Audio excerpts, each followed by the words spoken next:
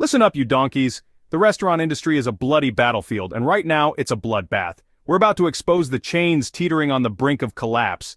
These restaurants, they're like a risotto left on the stove too long, a sticky, disastrous mess. From skyrocketing costs to customers with ever-changing tastes, these establishments are facing a recipe for disaster.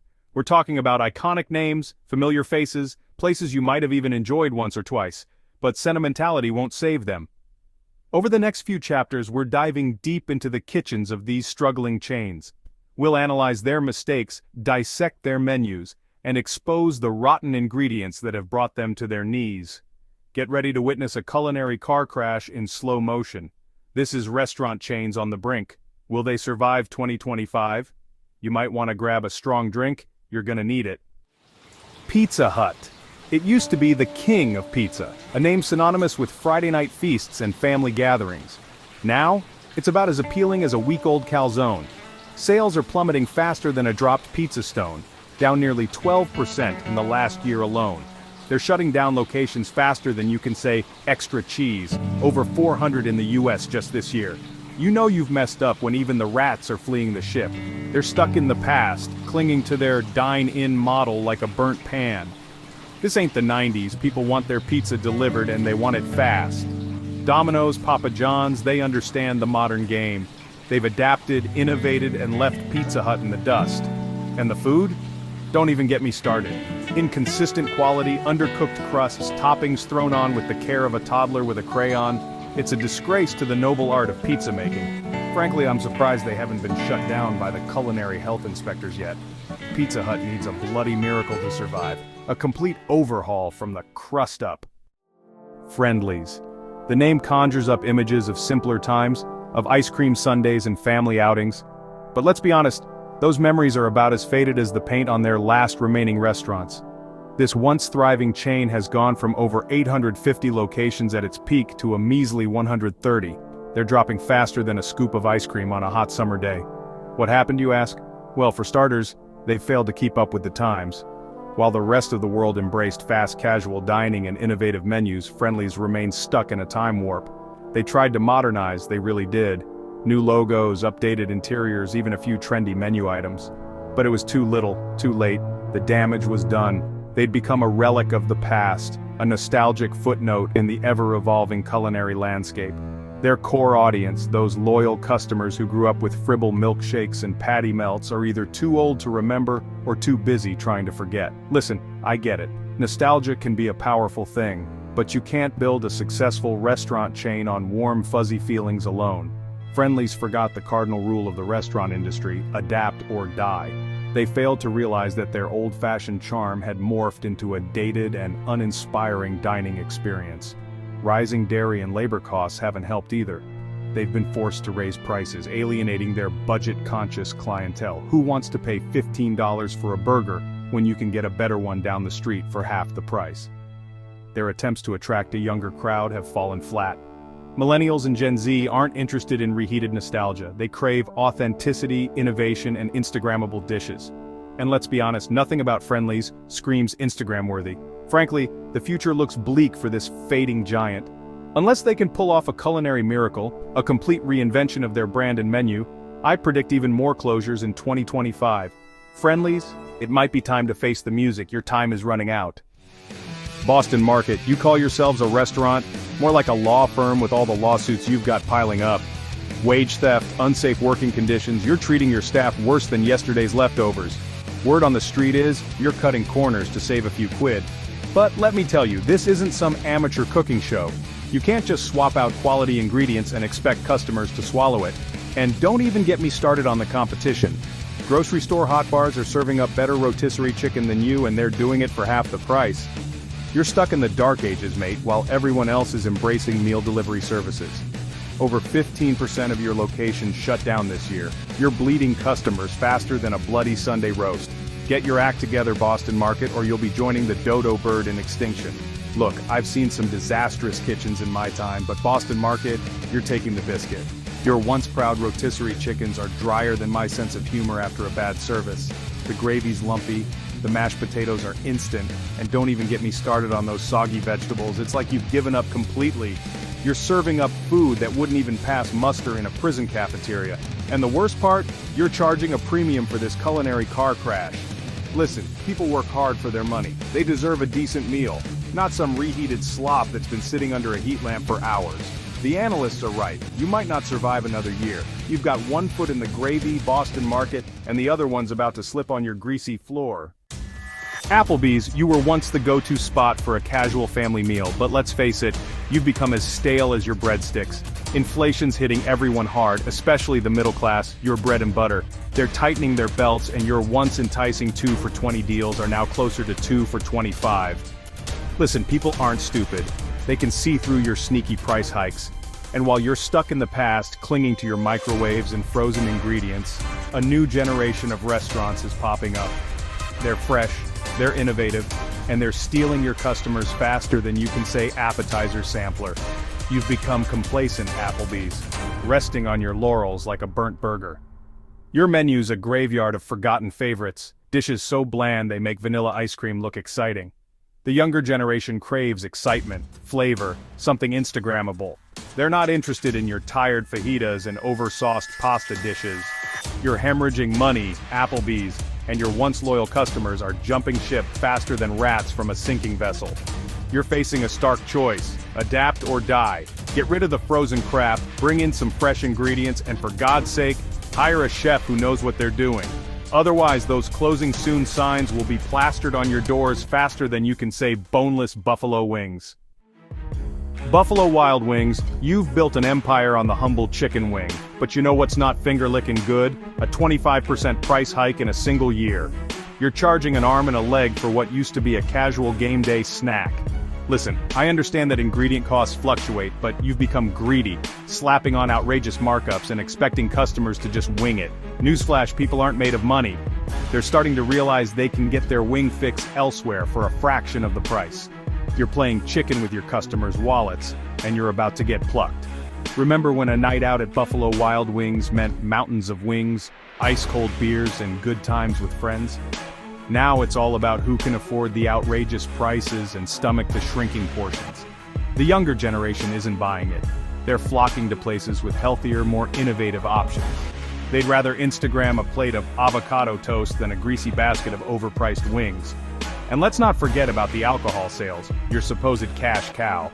They're drying up faster than a puddle in the Sahara. People aren't willing to shell out for overpriced beer when they can get a six-pack at the store for the same price as one of your pints. The rumors are swirling, Buffalo Wild Wings. Closures, sales, even your parent company Inspire Brands is getting cold feet. You've flown too close to the sun, and now your wings are getting singed. Subway, the once mighty king of customizable sandwiches, is now facing a reality sandwich of its own. Franchisees are getting squeezed tighter than a panini press, with paper-thin profit margins and overhead costs soaring higher than a double-meat Italian BMT, and let's not even get started on the customer complaints. Inconsistent portion sizes, you're having a laugh. 1 minute it's a foot long, the next it's a 6-incher in disguise.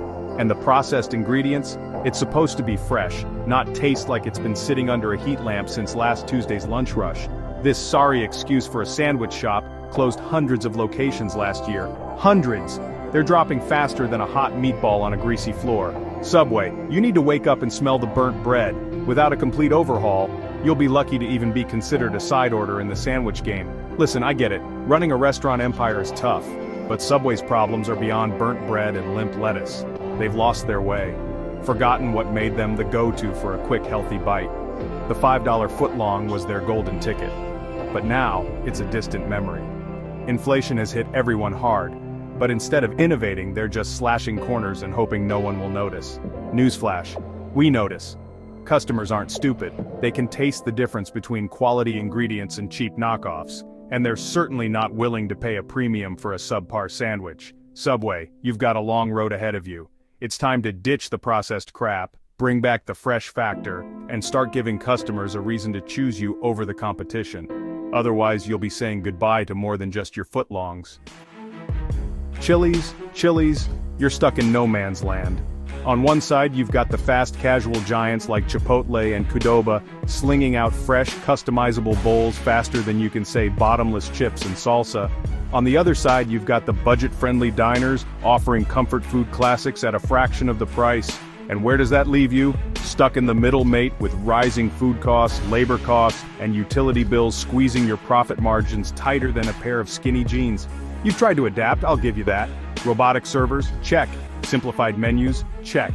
But it's not enough to tempt the younger generation who crave exciting flavors and Instagrammable dishes. Look, I appreciate a good burger as much as the next bloke, but Chili's, your menu is about as exciting as a week-old bowl of salsa. It's bland, it's predictable, and it's screaming out for a serious flavor injection. And those robotic servers? Listen, I'm all for embracing technology, but there's something to be said about good old-fashioned human interaction. People go out to eat for the experience, not just to be served by a glorified Roomba. Chili's, you're at a crossroads. You can either step up your game, get creative with your menu, and give customers a reason to choose you, or you can accept your fate as another forgotten chain restaurant. The clock is ticking. Are you going to spice things up, or are you just going to sit there and watch your empire crumble? TGI Fridays, remember when you were the place to be on a Friday night? Packed with people, buzzing with energy, the cocktails flowing like a river of bad decisions? Yeah, those days are long gone, mate. Over 20% of your locations have shut their doors in the past 3 years. Unprofitable, they say. More like uninspired, if you ask me. Suburban purgatory with the culinary excitement of a wet napkin. You've tried to lure in the younger crowd with flashy menu items like rainbow cocktails and unicorn milkshakes, but they see right through it. It's like trying to cover a burnt steak with a handful of glitter. It doesn't mask the fact that the food is as bland as your decor. Let's face it, TGI Fridays, you're a relic of a bygone era, a time when people were content with mediocre food and watered-down drinks, as long as it came with a side of cheesy pop music and flickering neon lights. But the world has moved on. People are more discerning about where they spend their hard-earned cash. They want quality, they want innovation, and they want an experience that's worth leaving the house for. And you, my friend, are offering none of the above. You're stuck in a rut, desperately clinging to the past, while the rest of the world speeds by. It's time to face the music, TGI Fridays. You're past your prime, your glory days are over, and frankly, it's time to call it a night. IHOP, the International House of Pancakes. You'd think a place serving up America's favorite breakfast would be rolling in dough. But this kitchen's gone colder than yesterday's coffee. See, folks are tightening their belts, and IHOP's prices are rising faster than a souffle in a hot oven. McDonald's and Starbucks are serving up cheaper breakfast options, and IHOP's stuck flipping the bill for skyrocketing ingredient costs. Eggs, milk, flour, you name it, it's gone up. They've tried passing the buck to customers, but who wants to pay top dollar for a short stack? Let's not forget the IHOP debacle, a marketing stunt more disastrous than a dropped birthday cake. They thought changing to the International House of Burgers would pull in the crowds, but loyal customers felt betrayed, and burger lovers saw right through the charade. The result? Dozens of IHOPs closed their doors in 2024. This kitchen needs a serious wake-up call, and it better happen fast. They need to adapt to the takeout and delivery trends or risk becoming another greasy spoon casualty. Look, I get it. IHOP built its reputation on fluffy pancakes and bottomless coffee. But this ain't your granddaddy's diner anymore. Today's customers are all about convenience and speed. They want their breakfast on the go, not stuck waiting for a table. IHOP needs to streamline its menu, ditch the tired dishes, and focus on what they do best. Breakfast classics with a modern twist. They need to embrace online ordering, delivery services, and maybe even consider smaller, takeout-focused locations. And for God's sake, enough with the gimmicks. No more IHOB, no more wacky menu items that belong in a circus, not a restaurant. Stick to what you know, but elevate it. Use fresh, high-quality ingredients. Offer exciting flavor combinations. The clock's ticking, IHOP. You've got the potential to be a breakfast powerhouse, but you need to get your act together. Stop with the excuses and start delivering the quality and convenience today's diners demand. Checkers and Rallies, the supposed drive-through heroes, are facing a bloody disaster, and it's all down to their shocking supply chain. These clowns can't even get a simple burger out on time. Ingredients are missing. Orders are delayed. It's an absolute shambles. Customers are fed up, and frankly, who can blame them? Imagine rocking up to Checkers starving, ready to demolish a juicy Big Buford, only to be told they're out of patties. You're having a laugh. This isn't some amateur cooking show, this is the real deal, and they're serving up disappointment faster than you can say, seasoned fries. This logistical nightmare is costing them dearly. Customers are driving off to competitors, leaving Checkers and Rallies in the dust. They're hemorrhaging money faster than a bleeding heart in a horror film. They need to get their act together, and fast. Sort out the supply chain, get those ingredients flowing, and start delivering on their promises. Otherwise, they'll be heading for the restaurant graveyard before you can say, deep-fried disaster. Now, these donkeys thought they were being clever, bringing in fancy AI drive-through systems, thought they could automate their way out of trouble? Think again. Turns out even robots can't save you from serving up mediocrity. The AI might be taking orders, but it's not improving the experience one bit. Customers are still waiting longer than a Sunday roast. And the food, let's just say it's not worth writing home about. Look, I appreciate a bit of technology, but you can't replace good old-fashioned service and quality. This AI gimmick is just a smokescreen, hiding the fact that Checkers and Rallies have lost their way.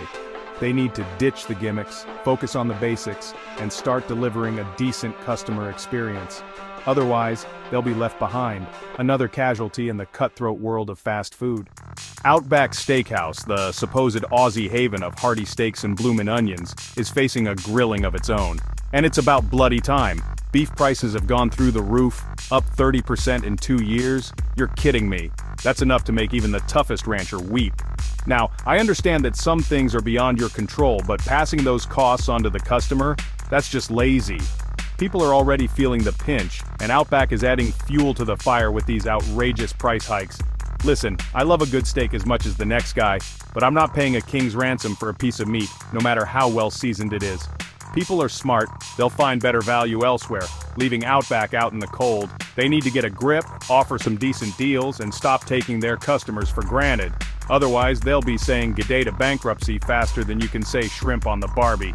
Now, Outback thought they were being dead clever, trying to appeal to the younger crowd with their fancy digital ordering and takeout initiatives. Listen, just because you slap a QR code on a table doesn't make you trendy. The reality is, their attempts at modernization have fallen flatter than a pancake. The younger generation wants more than just a digital menu, they want an experience. And Outback, I hate to say it, is about as exciting as a wet weekend in Bognor Regis. They need to ditch the tired decor, revamp the menu, and inject some much-needed life into their restaurants. Otherwise, they'll be left behind, a relic of a bygone era, gathering dust like a forgotten didgeridoo. Outback needs a serious wake-up call, a kick up the backside to remind them what made them successful in the first place. They need to stop chasing trends and start focusing on what matters. Good food, good service, and a bloody good atmosphere. So, there you have it, a culinary bloodbath if I ever saw one. These chains are teetering on the edge of oblivion, and frankly, some of them deserve to go. They've become complacent, out of touch, and downright lazy. But it's not all doom and gloom. Some of these restaurants still have a fighting chance. They need to adapt, innovate, and start listening to their customers. They need to remember that the restaurant business is about more than just turning a profit, it's about serving up an experience. Thanks for watching. If you enjoyed this video, don't forget to like, comment, and subscribe for more updates on the restaurant industry. Let us know in the comments which of these chains you think will survive 2025. See you next time.